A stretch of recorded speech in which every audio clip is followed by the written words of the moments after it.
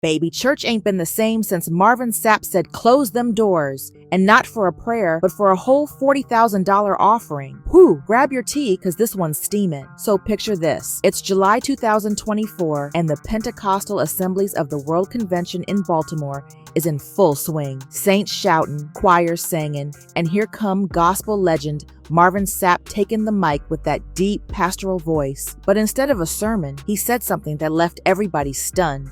Ushers, close the doors. Close the doors. Close the doors. We all gonna leave together. Y'all ain't going no place but to the restaurant. There's 1,000 of you tonight, and those that are watching, it's 1,000 that's watching online.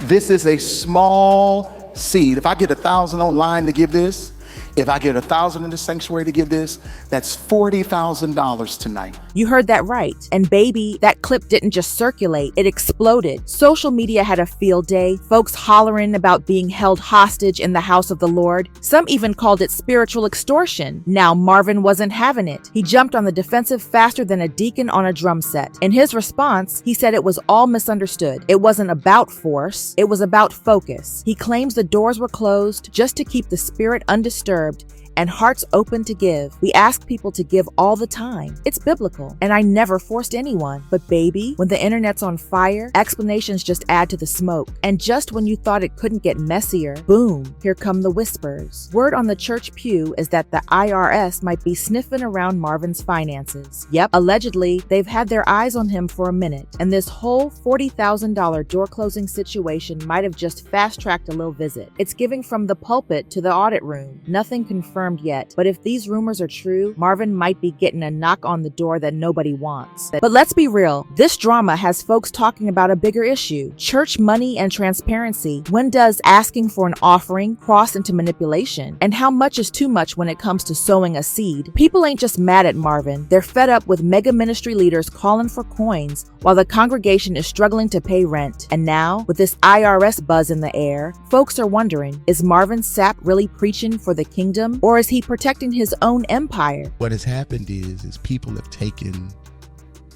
clickbait and made something out of it that it isn't. And because of that, my church has been getting phone calls. People have called my church and cussed me out. My staff are afraid because I've received death threats over $20 and shut the door. People have come to our campus. They have come to my church to try to cause problems, issues, challenges. He said, there is a new beginning for some folks. So I wrote my check for $800. And the Lord told me challenge 12 people to bring $800. Any of you on the floor, you want to come, I want you to put it in my hand. I'm at 5, I need 7 more. There's one down here, Bishop Martin. So I need 4 more. So tonight when I began to ask the Lord, he said, tell the folks that want some closure on some situations. Sapp is well known for his inspiring songs and strong voice. His life has been filled with both noteworthy successes and difficult personal struggles. Sapp's career has not been without its challenges, ranging from battles with drugs and alcohol to numerous controversies. His son has now confirmed what many had long assumed. However, where did it all start? Was there difficulties in his life from the beginning? To learn the truth, let us examine his voyage in more detail. Born on January 28, 1967, in Grand Rapids, Michigan, Marvin Lewis Sapp came from a devoutly religious household. Marvin's mother, a gospel singer, fostered his love of music at an early age by encouraging him to join the church choir. His future career in gospel music was paved with this early musical involvement. Marvin was raised in a pious Christian home and was taught a lot of spiritual principles. But his youth was not without its difficulties. He struggled with peer pressure and the temptation to abandon his faith while growing up in a challenging neighborhood.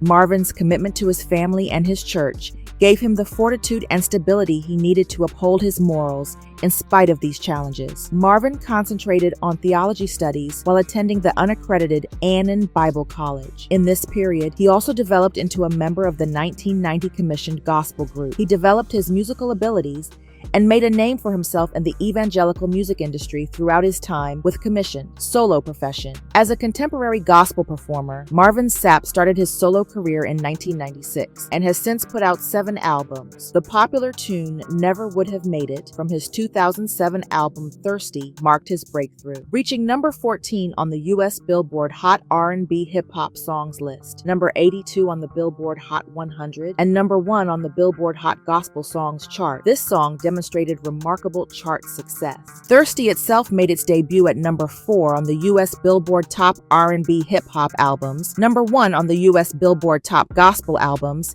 and number 28 on the U.S. Billboard 200. The album was a commercial success, selling over 500,000 copies and receiving a gold certification from the RIAA. Since then, it has sold over 712,000 copies. Marvin Sapp got an incredible honor in 2009 when he won every one of the 7 Gospel Stellar Awards for which he was nominated. On March 16, 2010, Marvin Sapp's eagerly awaited follow-up album, Here I Am, was released. On October 16, 2009, the CD was recorded at Wyoming, Michigan's Resurrection Life Church. Sapp became the highest-charting gospel artist in Billboard's 54-year history of recording album sales with its debut, making it a historic occasion. Here I Am sold almost 76,000 copies in its first week of release, debuting at an astounding number 2 on the Billboard 200 chart. It became the highest-charting album ever by a gospel musician as a result of this accomplishment. The Best in Me, the album's debut track, which Israel Houghton and producer Aaron Lindsay co-wrote, did remarkably well. It peaked at number 20 on the Urban AC chart with a Bullet, number 1 on the Billboard Gospel Songs list, and number 14 on the Billboard Hot R&B Hip Hop Songs chart. Marvin Sapp's position as a prominent figure in gospel music was further cemented on January 15, 2011, when he led the winners list at the 26th Annual Stellar Gospel Music Awards. A big part of Marvin Sapp's career has been his partnerships with other well-known gospel musicians. He has collaborated with a number of gospel legends, such as Yolanda Adams, Kirk Franklin, and Donnie McClurkin. In addition to widening Sapp's musical horizons, these partnerships were essential in making him a prominent player in the gospel music industry, increasing his popularity and bolstering his influence within the genre. The cause of fame. Much of Marvin Sapp's success may be ascribed to his extraordinary talent, his strong religious convictions, and his ability to connect deeply with audiences through his songs. Sapp, who is well known for his strong voice and moving lyrics, often uses his own experiences as inspiration for his songs, which convey themes of faith, hope, and perseverance in the face of hardship. He has a loyal following all across the world, thanks to his sincere and approachable style. Marvin Sapp's impact goes beyond his popularity as a musician to include his work as a pastor. He is the senior pastor of Lighthouse Full Life Center Church, which he founded in Grand Rapids, Michigan. He has been able to reach a wide range of people thanks to his combined roles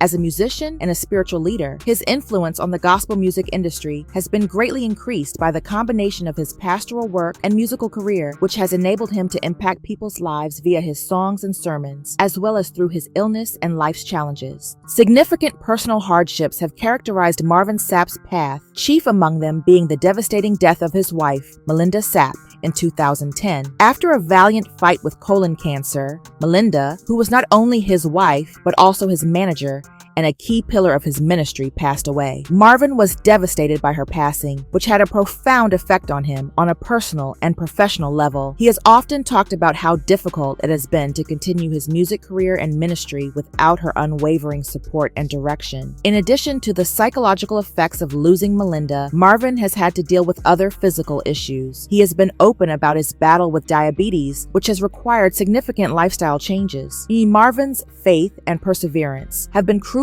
in helping him manage his health and carry on with his work in spite of these challenges. His fortitude in the face of these difficulties demonstrates his dedication to his own health, as well as his continued support of his music and ministry. After his wife passed away, Bishop Marvin Sapp is a devoted single father, being a single parent to his 3 children, Michaela, Marvin Sapp and Madison, has demonstrated Marvin Sapp's commitment and fortitude. Following the death of his wife Melinda from colon cancer in 2010, Sapp struggled with deep sadness and was unsure of how to go. The couple had established a life together before Melinda's passing, juggling Sapp's rigorous work as a pastor, artist, and businessman with their responsibilities as parents. Sapp was devastated by his wife's passing and did not know how to handle life without her. Despite the practical and emotional difficulties, Sapp made the decision to prioritize his kids' needs. He deliberately chose to put their welfare ahead of his own objectives, both personal and professional. When it came to parenting his girls, this change in emphasis was especially difficult because he had to adopt a more maternal and caring position. As time passed, Sapp was able to balance his work and his paternal duties with ease. Melinda co-founded Michigan's first K-12 charter school, the Grand Rapids Ellington Academy of Arts and Technology, or GREAT, and he got involved with it. In addition to honoring his late wife's memory, this involvement gave him a purposeful means to support his kids and give back to his community. Sapp talked openly about the shock of his new reality in an interview with the Huffington Post. "I had to attempt to figure it out while I was trying to recuperate at the same time. So it was a shock," he said. When it came to raising his children, the shift was especially difficult since he had to adopt a more sensitive and compassionate style of parenting, utilizing facets of the role that he had not previously fully experienced. He talked about how hard it was to manage his own mental anguish while helping his kids navigate theirs. "It was vital for me to be upfront and honest enough to have that talk with them if they wanted to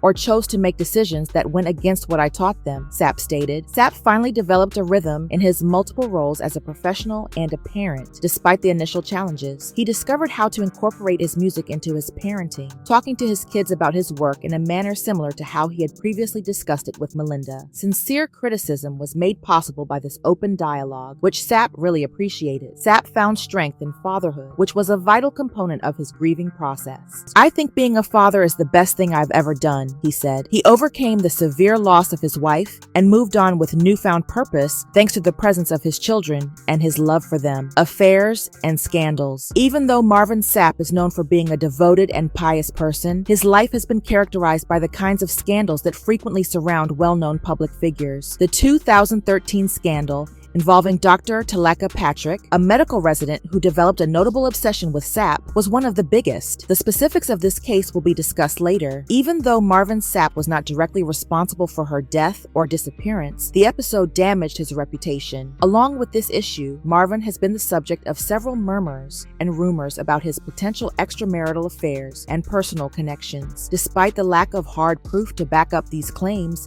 they have still fueled continuous conjecture over his personal life. As a major figure in the gospel community, Sapp has constantly come under fire, and even unproven rumors have the ability to jeopardize his career and personal life. Despite these hurdles, Marvin Sapp has attempted to stay focused on his music and ministry, managing the complexity of public life while upholding his ideals and reputation in the Taleka Patrick case. One of the most major and terrible incidents concerning Marvin Sapp was the Dr. Taleka Patrick case in 2013. Dr. Patrick, a medical resident at Orgus Medical Center in Kalamazoo, Michigan, went missing in unexplained circumstances, and the case immediately attracted national attention. Marvin Sapp was abruptly thrust into the limelight as a result of this situation. Dr. Patrick had acquired a strong fixation with Marvin Sapp, which drove her to stalk him. According to reports, she believed she had a personal relationship with him, despite the lack of proof to substantiate this claim. Marvin Sapp revealed that Dr. Patrick had written him multiple messages and attempted to join his church, demonstrating behavior that prompted severe concerns. Patrick, who was well known for her obsession with Sapp, publicly expressed her romantic aspirations via social media sites such as Twitter and YouTube. Her posts contained declarations about wanting to have children with Sapp, albeit just a few specifically mentioned him by name. On August 25th, 2013, at a church service, Sapp expressed his displeasure with an anonymous woman, later identified as Patrick, who had broken into his home the night before and spoken to his 3 teenage children. In reaction to these disturbing contacts, Sapp filed a restraining order against Dr. Patrick. He mentioned her repeated and uninvited attempts to contact him and his children as the key grounds for the restraining order, he filed a personal protection order with the Kent County Circuit Court, alleging that Patrick had been contacting him for more than a year, attending his church, visiting his home, and claiming to be his husband. Sapp's lawyer provided almost 400 pages of Patrick's correspondence as evidence. On September 17, 2013, the court issued a protective order against Patrick. When Dr. Teleka, Patrick's abandoned automobile, was found with her personal belongings, including a Bible and some cash, the scenario took a worse turn. This disconcerting finding sparked months of confusion and fear. Dr. Patrick's body was discovered in a lake in Indiana. Her death was initially ruled accidental, but the circumstances surrounding her absence and obsessive conduct with Marvin Sapp remained under severe media investigation. For Marvin Sapp, this was a tremendously upsetting experience. Although he had no direct involvement in her disappearance or death, the significant media coverage placed an unpleasant focus on him. The scenario sparked considerable suspicion and unwanted attention, adding stress to an already difficult time. In response, Sapp publicly conveyed his condolences to Dr. Patrick's family and emphasized that he had no personal relationship with her. In addition to the well-publicized Teleka Patrick case, Marvin Sapp has faced a number of rumors and allegations throughout his career. As a prominent figure in the gospel world, his personal life has regularly sparked rumors and intrigue. Throughout these speculations, Sapp's love relationships have been a recurring motif. There have been whispers about prospective indiscretions and relationships outside of his marriage. Despite the continued rumors, there has been no tangible proof to back up these charges, and Marvin Sapp has repeatedly denied any misconduct. The significance of these unproven rumors for Sapp's reputation and career cannot be overstated. As a gospel musician and pastor, even unsubstantiated accusations have the capacity to shape public opinion. Sapp has faced the issue of maintaining his public image while dealing with these rumors. His strategy has often been to respond discreetly, avoiding public confrontation or discussion of the claims. Instead, he is focused on his music and ministry, allowing his art to speak for itself despite the criticism. Marvin Sapp discusses avoiding scandals for over 30 years. In a recent interview on DJ Vlad's Vlad TV, famed gospel performer Marvin Sapp revealed how he has managed to sustain a scandal-free career spanning 3 decades. When challenged about his ability to keep out of trouble, Sapp frankly said, "I will say this without a doubt. I'm not flawless, not even close." He expounded on his personal struggles, stating, "I have struggles, proclivities, challenges, and issues that I deal against on a daily basis. Despite these personal struggles, Sapp maintained his deep faith in the biblical truth. Much is required of those who receive much." Reflecting on his accomplishments, Sapp stated, "Because I have been successful and accomplished things that many artists haven't, it puts me in a different financial position than most." He emphasized that while financial security is vital, it is not the only reason behind his actions. "It is not all about money for me," he explained. "I do not want people to misunderstand this. Money is not what keeps me in control." Sapp displayed profound respect and dread for the God he serves, whom he feels plays an important part in guiding his activities. He went on to say, "In ministry, one error can wreck your entire career. As a result, you must exercise prudence and wisdom." Finally, Sapp noted, "I want to keep my lifestyle because I enjoy it and I do extremely well financially." The secret to his long-term success and reputation has been his dedication to striking a balance between his public persona and his obligations on a personal and professional level. Marvin Sapp discussed his strategy for preserving the kind of life he has become accustomed to, stressing the importance of discipline in both public and private settings. "I need to maintain a certain level of discipline, not just in front of people, but also behind closed doors in order to live the life I have," he explained. Sapp, a father of 3, attributed his ability to avoid significant drama in his life to this methodical approach. Although there have been difficulties, he admitted that they have not resulted from careless actions or injuries sustained by the individual. Rather, he attributed his effective avoidance of scandals in large part to his dedication to leading a responsible life. Sapp's awareness of his impact on others motivates him to live a disciplined life. "People look up to me as a role model and for spiritual direction," he said. "I take that obligation extremely seriously." He thinks his acts can dispel unfavorable prejudices and give the Christian pastoral community hope. He voiced his displeasure with the way that members of the urban community, especially Christians, are frequently portrayed in the media and on television. It appears that we must act in a dramatic or immoral manner in order to attract attention, he stated. I do not think that must be the case. Sapp concluded by stressing that upholding his integrity and carrying out his principles are important for more reasons than just achieving personal success. They also help him fulfill his obligations to his community